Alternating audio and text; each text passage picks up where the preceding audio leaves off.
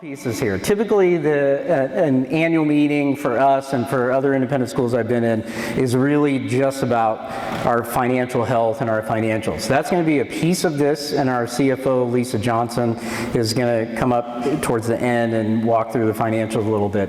And I absolutely want this to be an opportunity for folks to ask questions, so I'm going to but this is also a celebration. We've done a lot in the last year, right? We have a new mission statement, thank you. And I also need to, while you give applause, I want to give a shout out to my leadership team, which are the division head, CFO, admissions director, assistant head of school, and of course Shauna, I want to thank Shauna and her team for putting this together tonight as well. So thank the leadership team and thank the board of trustees. So our board has done some incredible partnership with me and partnership with the leadership team and really made all of these things happen. So a new mission statement. I'm not going to spend a lot of time talking about the mission statement. I think in my experience, most of you are going to have questions about the site plan that I'm going to talk about, which is coming at the end. So that's my experience is hang on, it's coming, and you're going to have questions about it, and I'm happy to answer them. I think we're even going to dim the lights for that slide. So very, very excited about our mission statement. You've seen this many times in my communications. Ann Prouty, who is, I believe, Emmanuel, a founding faculty member or very close to a founding faculty member of the middle school. So she's been here a long time. Her kids went here, and now her grandkids are here. And when I revealed this mission statement that a committee and the board of trustees approved, I think in October, no, it had to be way sooner than that because I revealed it in August. So when they approved this and when I revealed it to the faculty, Ann Prouty, and I've said this in many communications, came up to me and said, "This is the best mission statement I have ever seen." And she's also our IB coordinator, so she worked very closely with IB. So that was, well, I felt really good after that. So, but it's a lot of work, a lot of volunteer work, and lots of iterations. You can imagine the pain of, and I have to give Amy Duria a shout out. She co-chaired this committee with me. And when you start wordsmithing mission statements and who we are and how we create belonging, you can imagine how those, I get to a point where I'm like, I'm not talking about this word anymore. Like, somebody decide and we're going to go with this word. But so very excited, very pleased about that. I also, you all have received all the information about our new verbal and visual identity. I want to talk through this a little bit. I have met, kids grab me on the sidewalk or a recess and they're like, "I don't understand the logo," or they're like, "What does it mean? What is it supposed to mean?" So I'll talk a little bit about that. But again, this was a different committee put together that we worked with Leapfrog for many, many months. This was probably a 4 to 6 month process, and same kind of thing, lots of iterations. Brought us a first set of logos that myself and Diego and Shauna were like, and Madeline, who is not here tonight, but we were all like, "No, none of these, go back. We'll see you in 3 weeks. You gotta come back, and here are some of the things that we like." So very excited about the logo and the name. Kids will say, "I don't understand what it means." One teacher came to me after we revealed it at the faculty meeting, with the faculty and staff meeting, with a lot of really positive feedback. She was like, "Oh, do the 7 points on the star represent the 7 continents?" And I was like, "Sure, yeah, that was totally intentional." But it's a Matisse style, and so kids will ask, "I don't understand what it means," and I often say, like, it can be the globe with arms around it.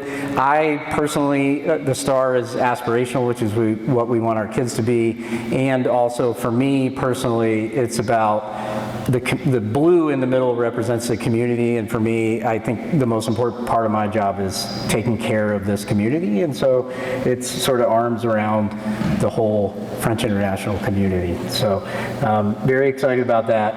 We do have a school store. It's online. Get your swag. There's good swag out there. So I'm going to promote that a little bit.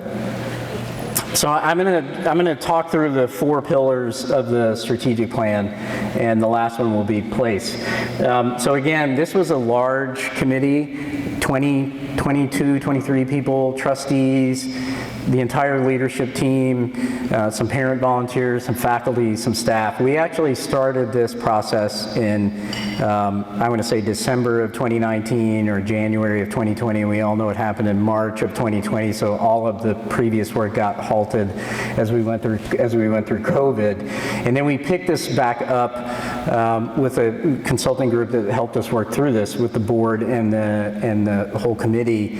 I want to say, let's say January of last year, and then the board approved this strategic plan at the end of last year. It took us a while. People kept asking, like, when's strategic plan coming out? But we were trying to get the materials together, and that took some time along with the mission and other components of it and the site as well. So I'm going to talk through a little bit. I mean, you all have seen this in the literature that we sent out, and again, at the end of this, I'm happy to take any questions that you might have, but I'm going to go through these hopefully quickly, but not too fast. So an inclusive community of people. So this is one of our pillars. So people is one of the 4 P's that we landed on. And it's really the key word I think here is access. So really thinking about, to be specific, and you'll see this in the strategic plan document that we sent out, that it's really about enabling greater parts of Portland to be part of this amazing community. So setting targets to increase financial aid so that people can access our programs, thinking a lot, which we're doing already, about transportation. You know, can we add a bus system, which we're looking into, and you all saw the survey from Catlin. We're trying to, if it's partnering with a school or getting our own buses, how do we provide more access to the campus? I think a really critical piece of the people pillar also is continuing our promise and commitment to increase faculty and staff salaries. So I've said this many, many times that we're at the point where we're trying to get faculty and staff to the 50th percentile of NWAIS, and then we have some bigger targets with the board to commit, and the Finance and Budget Committee. And Lisa will talk a little bit about those relationships of the committee and the board and myself and how that works. So we'll continue to think about that and continue, because like I say this all the time, that great schools are built squarely on the shoulders of really great teachers and staff, and it's critical that we can attract and retain the very best, right? So that's a big piece of this. The next pillar is really about programs, so about what happens in the classroom. Yes, there's a piece of this that is tied to our site and the facilities that we have, but a really big component here is STEAM program. We hired a STEAM coordinator this year who has done fantastic work in starting to coalesce and coordinate and integrate interdisciplinary work throughout the classroom. So continuing to build on that, and what does that look like, and providing the necessary resources for that also. Another piece of this is also, it's connected to the people piece, but it's also, providing professional development for faculty and staff around differentiation and D&I work and STEAM and technology, and how does that work? So we're in 2023 and beyond, and the latest and the greatest around brain research and other components for our kids.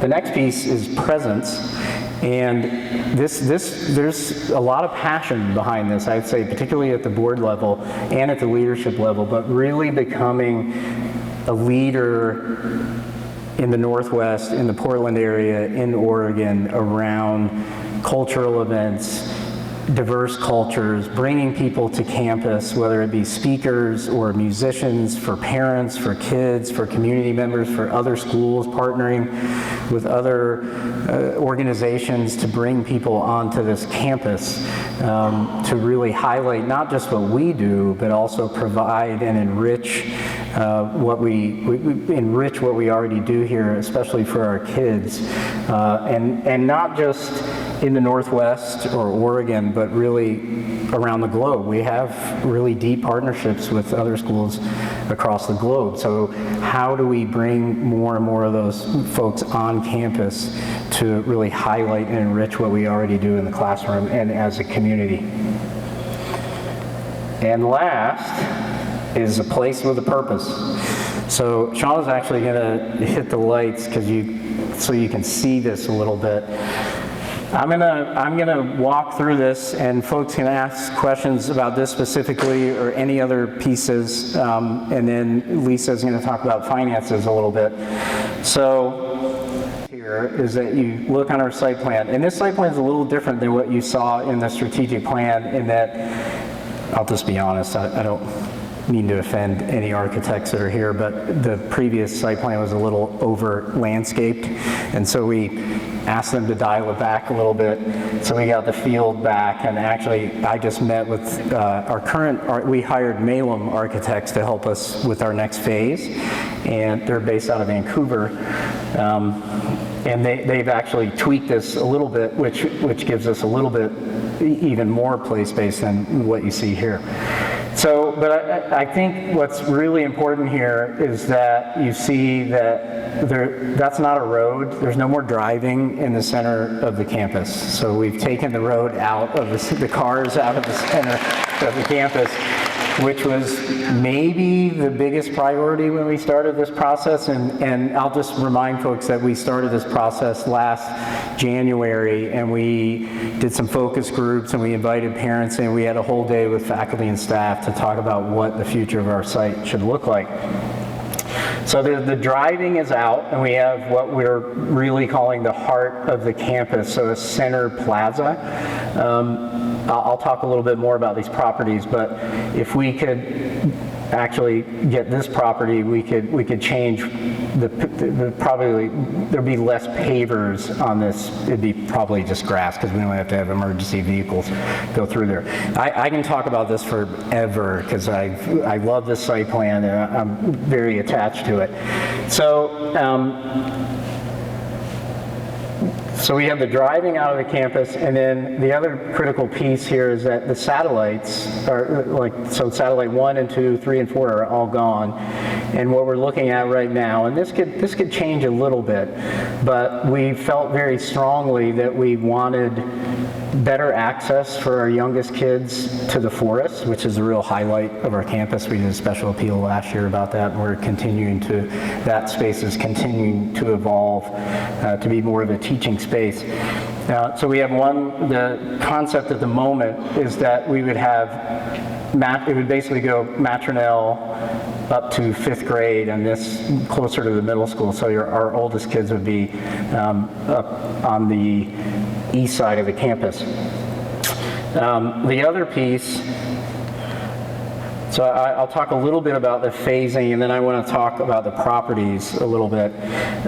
So the idea of the phasing is that our next project and our goal is to break ground in June of 2024. So June of next year, we would break ground on the new traffic plan and the new building, and we would open the new building in September of 2025. So the idea is that it's 2 summers and a school year. So we really are committed to disrupting the campus for just 1 school year. And it will be, I've lived through this a couple times at other schools, it will be a little disruptive. So we want to make it as least disruptive as possible, and we think that timeline it's doable, and again, it'll help the community and the kids on campus to be that short period of time.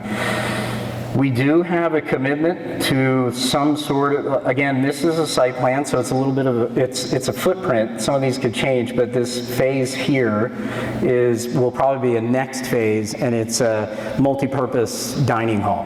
Yes, come on, no applause from dining hall? That's all I ever hear. You gotta have a dining hall, you gotta have a cafeteria. So a place where we could meet, but also where we can get together and have lunch and do other things in that space. So that will most likely not be part of this phase and the traffic, but just soon after that is the hope. Phase 4, what we're talking about in phase 4 is really looking at this building that we're in now. It's filled with adults, and if you have this heart of campus right here at the plaza, we're really thinking about, could we renovate this space and move the adults elsewhere, adults being me in the business office and admissions, so that you have kids in this space, whether it's art or remodel library, whatever it looks like, and then they're very close to that plaza, which is the new heart of the campus. I'm going to go back a slide, and I want to talk a little bit about the properties. So this is not totally, this is the blue lines are really a commitment to, and it's crystal clear in the strategic plan that we want to acquire all adjacent properties. We don't mince any words about that. We have acquired this property and these two. So on the corner of Cornell and Miller, we are working on this large 1-acre property here, which we think is an important piece to the current site plan. So I'm actually in conversations with the owner at the moment. It's not going that well, I just have to tell you. But I'm trying. And then this last piece, which we have a great relationship with the owner of this property. For some reason, this diagram has this sort of parceled out. I'm not sure why. It's one piece of property, and it's a very flat. And we actually think that would be the future of an actual real-sized field where we could host soccer. Because right now, some of you may not know, but we have a soccer team, but we never have home games because we don't have the right size field. So that would be the future field, and a space, bleachers, amphitheater sort of space where we could have every student on campus be able to meet. I was at a school like this before, and it was wonderful for the community to be able to have all the students, all the faculty, all the staff. We had graduations there. It was just a great space. So that's what we're thinking about that. And I do think that will happen. It's just a matter of sort of when it will happen. I think that is all I have around site before Lisa gets up here and talks about finances, which is very different than all of this. I'm happy to take any questions folks might have. Shauna, do you want to flip the lights on? Any questions? I just bored everybody right into sleep.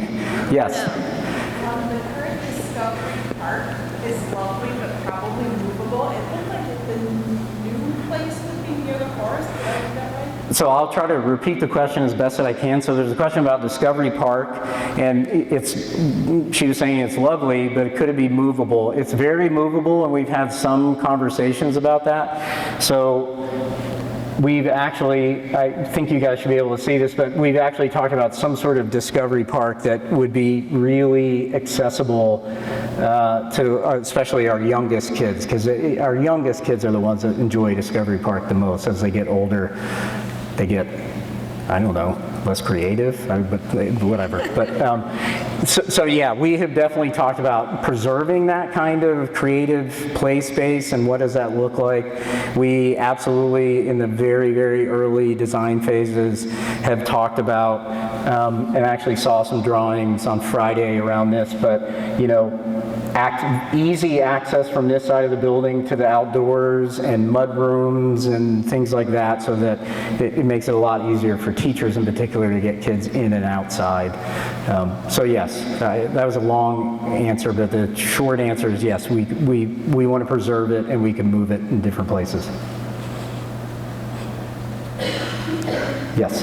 Where would any future theater performances, choir performances for the lower school take place in this segment? So the question was, in this current plan, where would future choir performances, and for the lower school kids, what kind of space would that look like?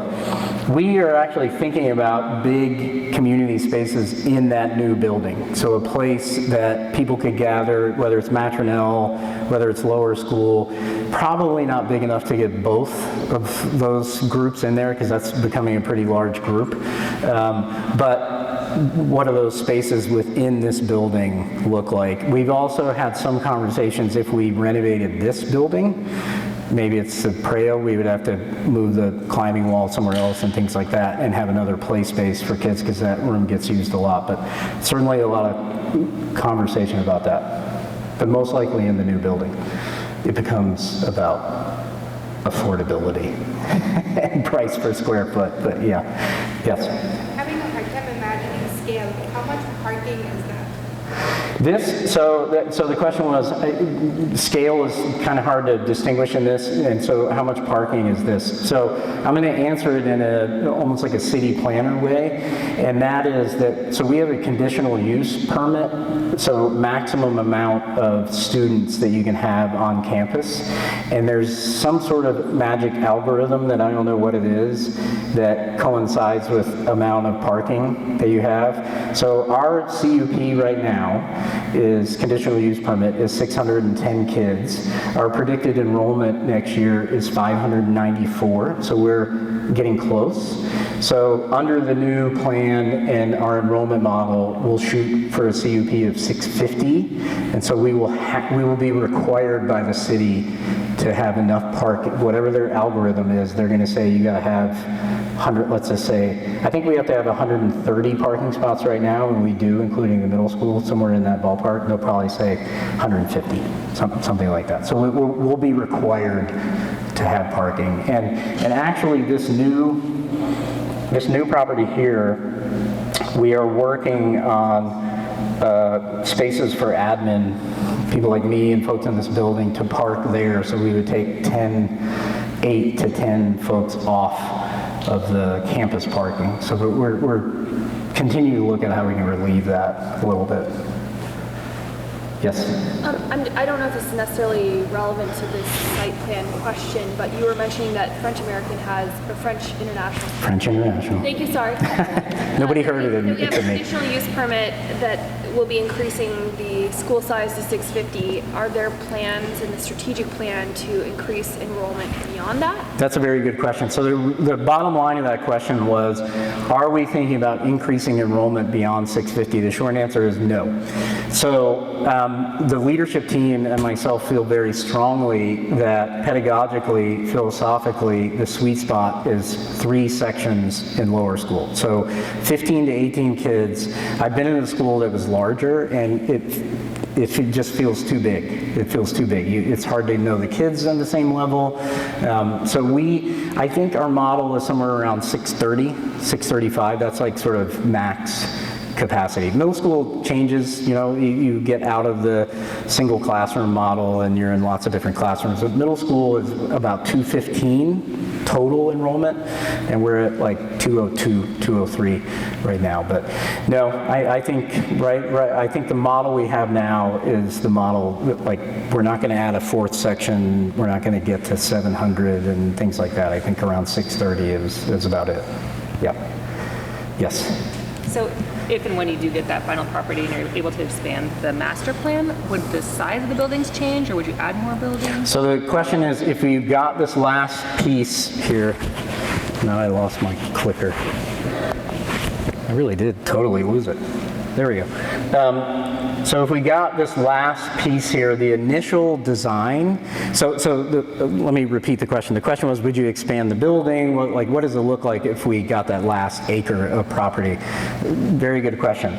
So the short answer is no, we don't think we would expand the building. As we go through the design phase, we'll have to value engineer different pieces of it to make it affordable and things like that. So without a great loss to the student experience, hopefully.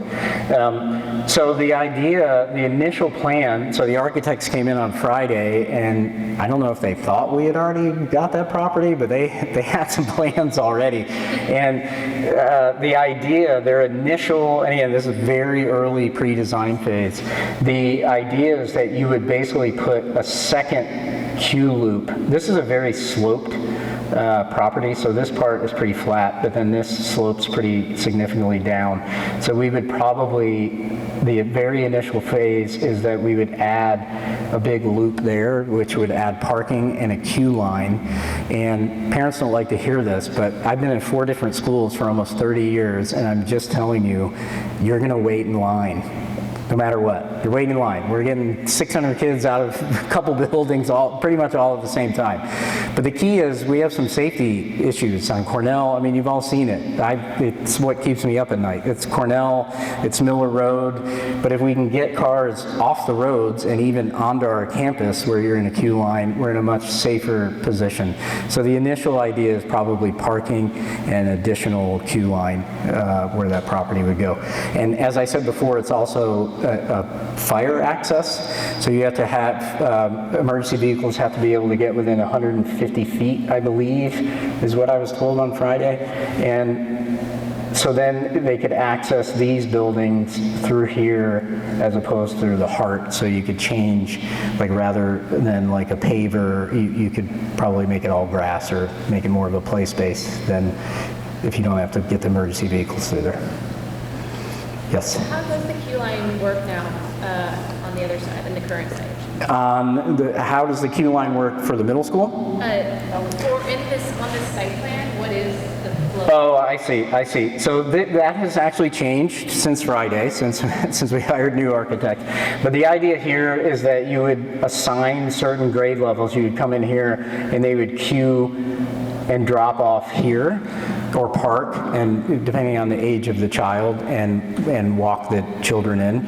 And you would do the same for this. So you would assign grade levels to different parking areas. And remember, the big shift here is that you don't have cars in the center of the campus. So I came from a school in Marin where kindergartners got on a bus in San Francisco and rode over the Golden Gate Bridge to Marin and were, brought in like a flock of birds and walked to their class or their recess. So I do think kindergartners and older you could easily drop off, and we would have adults there to get them. They would probably go, we used to just they would have recess before class started. So you would assign, this particular plan, which has already changed, has a cutout up here on Cornell, so they would come out here. We think, I've been told that's probably not going to happen with the city to do another cutout. A light, a light keeps coming up at Cornell. That's a possibility. There's some question about a light and the fire station, whether or not they would allow a light there. So, but again, the key, the framework there is safety, right? Because we got long lines on Cornell and really long, dangerous lines on Miller. So I could actually see in this site plan, as long as we can make it happen, for those of you that don't pick up middle school kids, what happens in the afternoons is we get a very long line here waiting to queue into the middle school. And it's almost a queue line, but it's about 3 feet too narrow. And so then you get people not part of our school or part of our school, and they've left the lower school, and they're like, I'm not waiting in this line. And they wind up getting into oncoming traffic to get around the queue line. It's not sustainable. And so one of my goals is to, can we bump this in? If you bumped it in 8 feet, you would have a separate queue line on Miller, and it would be much safer. That won't be cheap, but I think it's important to at least do the research on it. Yes. The middle school kids did a presentation last year to the city about doing school zone stuff. Is there any progress? So the question was, the middle school kids did a presentation, I think it was to the planning department at the city of Portland around this, because what I certainly hear from parents is we do have a handful of middle school kids that walk what one of the architects called the goat trail, because I don't know, I walk this about once a week. You can barely walk along Miller without getting on to Miller. Like, it's literally this wide. So it did go a little ways, but I mean, it's a city department, there's a lot of bureaucracy. I'm sorry if somebody works for the city, but so we keep trying to push and it gets buried pretty low. Yeah, and we've reached out many times to the city around a school zone, like the speed limit on Miller is like 40 or 45. Like, it's almost hard to go that fast on this road. It's way too fast, and just haven't gotten great responses. But still continuing to try to push. Can we get a school zone? Can we, what does that look like? But so. Where do you I got one here. Yes. With the current campus layout, we have drive-through campus, so we have a temporary queue line capacity for this number of cars. With this layout, so that capacity will be lost. So is the net here more or less? So the question was, we have a queue line on campus, right? Like everybody comes up with Johnson and you got a big long queue line, and then it spills out onto Cornell a little bit. Same thing for Miller. Yeah, and then the other part of the question was, does this site plan have capacity to be able to handle that queue line? The short answer is yes. Again, this site plan is without a really targeted, specific traffic study and consultant. So again, I keep referencing this. I just met with the architects on Friday, and they have looked at they've spent some time with our traffic, seen pickup, seen drop off a couple times, and their new plan has capacity. I mean, it may mean, especially if we get this property and we could make a bigger queue line here, you may have like 4th through 8th get picked up over here. You would just switch a little bit how you thought about things, but yeah. I hear you. I know, traffic. Yes. Is basically the new parking in there what is where Machinell families park under the pavilion? Is it just basically move the pavilion parking? Right. So the question is, does it basically move that same capacity? Yes. So it's the same capacity, just in a different place. Right. And again, your entrance to the school is really right here. Like there's a main reception area. That's where you check in no matter where you're going, unless you're just going to middle school, you would check into the middle school. But TPS through 5th grade, that would be your front door. Yes, and then you. I just want to know temporarily, where are the kids going to go while the construction is happening? Where are the kids going to go while the construction is happening? We're canceling school. There's no school that year. No. We're not there yet, but I've been through a couple of these, and there's a possibility. So we have lots of ideas about this. There's a possibility that we could phase it in a way that you could hang on to satellite 1 and 2 until like the last summer. So you'd still have satellite 1 and 2. Obviously you have to fill 3 and 4. There's this building, there's a bunch of adults in my office, could be a classroom, the business office could be a classroom. So we're thinking about that, and we will most likely have to bring in temporary classrooms for that year, which again, I just did a big building project at my previous school, and we did that. It went longer than we wanted it to, but they were in there for 2 years. But yeah, but really trying to make it as least disruptive. But it'll be disruptive. There's no way around it. And part of the acquisition of these properties too is thinking about how you could use that in the construction. Is that do we put temporary classrooms up there? Is it a place for equipment or, the construction company? So try not to eke into the campus. Yes? So we've talked a lot about traffic. I wonder if you can tell us a little bit of a story of how this site plan might help improve the educational experience and the mission of French International. Okay. It always makes me nervous when a trustee asks a question at the annual meeting, but that's okay, Jenna. It's okay. That's okay. It's a good question. I'm just joking. So the question was, we talked a lot about traffic. What else does the new campus do for the school? So and really it's about the kids, but it's also about the community. There's a community piece here. So you're kind of teeing me up, so thank you.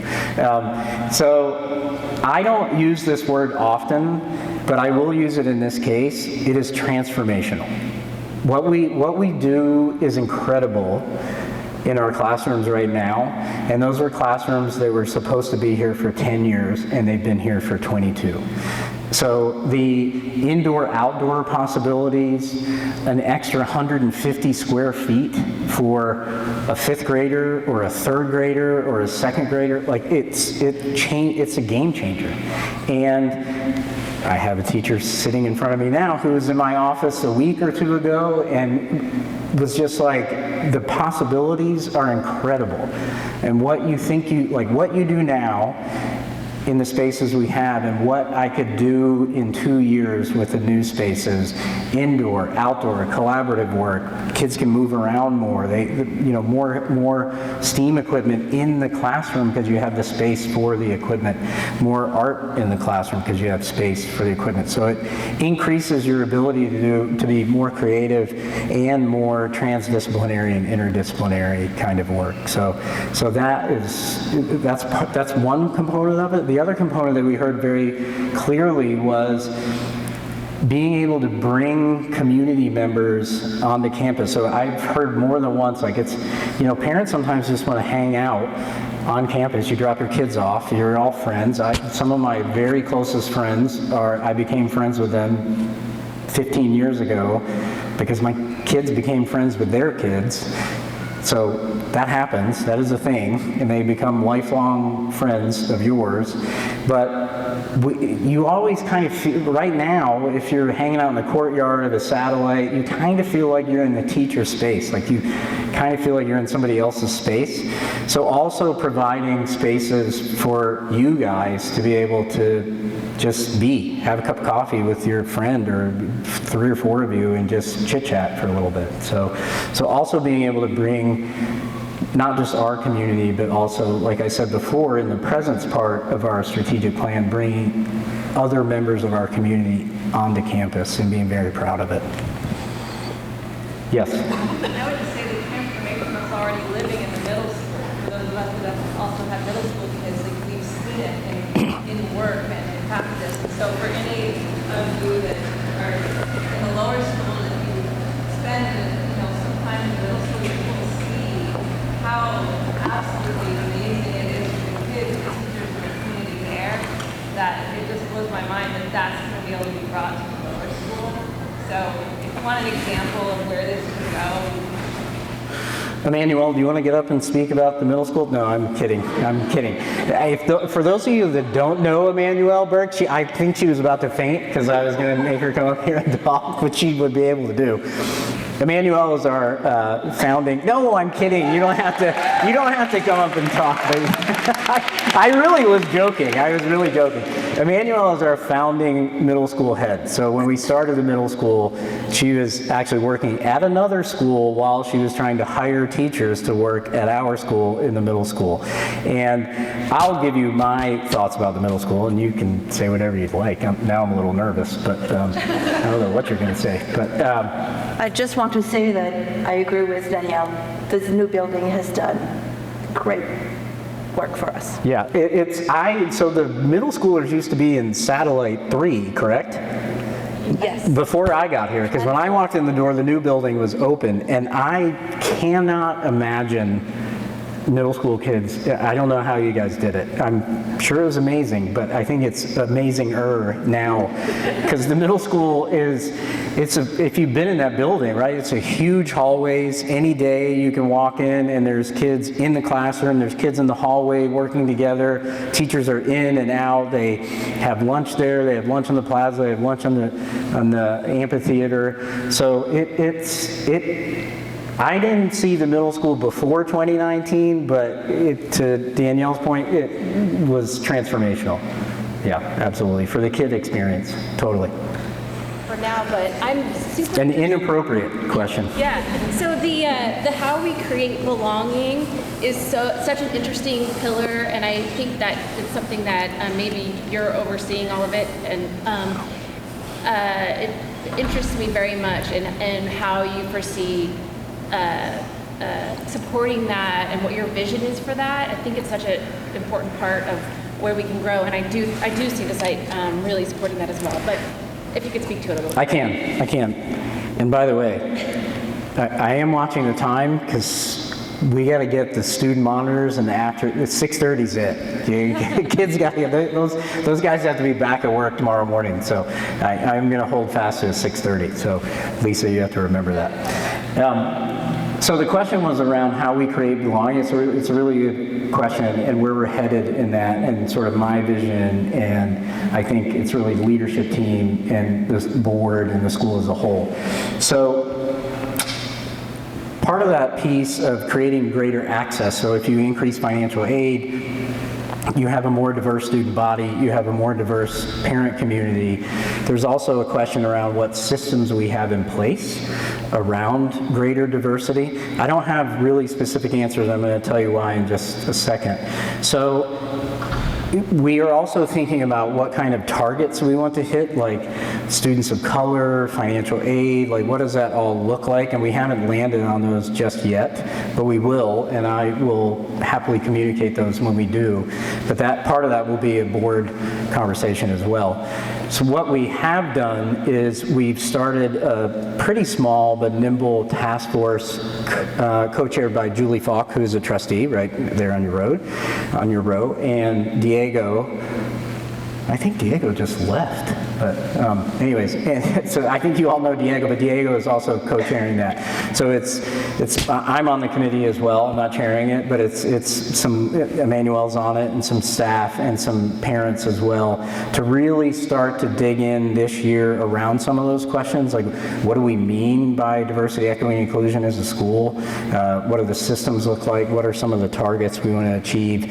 And that's going to take some time for sure. But you know, I hope we all agree that regardless of what we do, a more diverse student body and a more diverse community benefits everybody. So just thinking about what does that mean and what does that look like and how do we support it, those are the next steps we're headed into. So I didn't totally answer your question, but I hope I told you where we're headed. Yeah. Okay, great. Well, I've met some of you, definitely not all of you yet, but as Scott mentioned, I'm Lisa, I'm the CFO here. I'm in my 4th year, started about the same time Scott did, so still learning faces and would love to meet more of you in person. Okay. So as mentioned, this is our quick financial update, and feel free to ask questions as we go.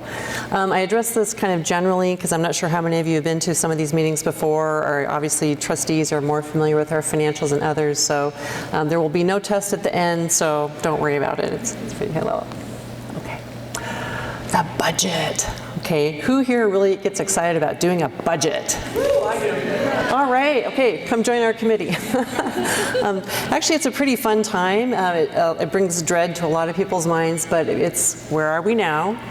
Where would we like to go? And how do we get there? That's as simple as it is. And there's lots of numbers in between, but that's the idea. This slide just kind of talks about, or displays, it's pretty much a year-long process. We start talking about this as early as October. Once we've got enrollment in, the school year started, we start talking about what are our plans for the following year? What do we think enrollment's going to be? What do expenses look like? What do salaries look like? Because as Scott mentioned, the board made a commitment to raise the salaries up to the midpoint of what our association of the Northwest Association of Independent Schools says is the middle. So we started out pretty low. We're making good progress. Not this year, but the next year after we'll actually be at 50%, and we'll be compensating all of our staff around the average of what our group does. So we're really excited about that. So we talk about what do the salaries look like for the upcoming year and how do we pay for those. And we'll look at those in the next slide. It's pretty much through tuition, as you pretty much all know that. So we started with those 2 big pieces in October. The Finance Committee goes through a couple rounds of suggestions, lots of questions. We look at different alternatives and then present that to the board in January. And then when the board approves it, you get your letter of here are the new tuition increases and here's why it's going to be what it is for the following year. Once we're done with that, that's the big red star, which is where we are right now. We issue our teacher contracts, and then we, go through the fine-tuning of what's the rest of the budget going to look like for the following year. And then we do it again, and again, and again. So here we go. All right. Some of you have seen this before, but I think a picture is probably better than looking at a big eye chart of numbers. For our budget for next year, and it's pretty similar from year to year, by far the biggest piece of our incoming revenue comes from tuition. So no surprise, as you look at this chart, tuition, after we take out financial aid and tuition remission for staff, that is over 80% of our incoming revenue. We also get a big chunk from development activities from Shauna and her team. Our extended learning programs, including summer camp, the after-school explorers, aftercare programs bring in a piece too. We have a capital fee that we charge to new families. And then we have some other activities like interest income on the tuition monies before we use them. So again, there's a real direct connection between tuition and salaries, which I think we've talked about before. We're just trying to give you a picture of what that looks like. And this is also something you've heard, but what the board approved for next year is a tuition increase of 6.5%. And a capital fee of $4,000. And what does that pay for? The salaries that we mentioned that we're targeting with our group went up substantially all through the country, but also in the Northwest. So resulted in a pretty significant increase for our faculty to be competitive, because we do compete with other schools for our staff. And also staff and senior admin were getting a raise due to inflationary costs. They're also targeted with this NWIS because we also compete for our staff with the other schools in our area. So again, pretty much a one-to-one relationship there. This is my last slide, and I'm really excited about it. This is the best one. If you remember, none of the others, this is a good one. Upward and to the right, that's the way we like to see it. So if we look at post-COVID, 21-22, and we came out of that very difficult but successful year. Oh, I guess the enrollment's pretty hard to read, but way on the left, we had 530 students once we got back up and running, which was a great number. In the current year, our budget was 560, and I think we're at 570 now, so that's super exciting. And next year, as Scott mentioned, we're going to 594. And it's been a group project from everyone in our community to get us there, and it's super exciting. We just want to remind everyone that recruitment of new students is everybody's opportunity and job, hopefully.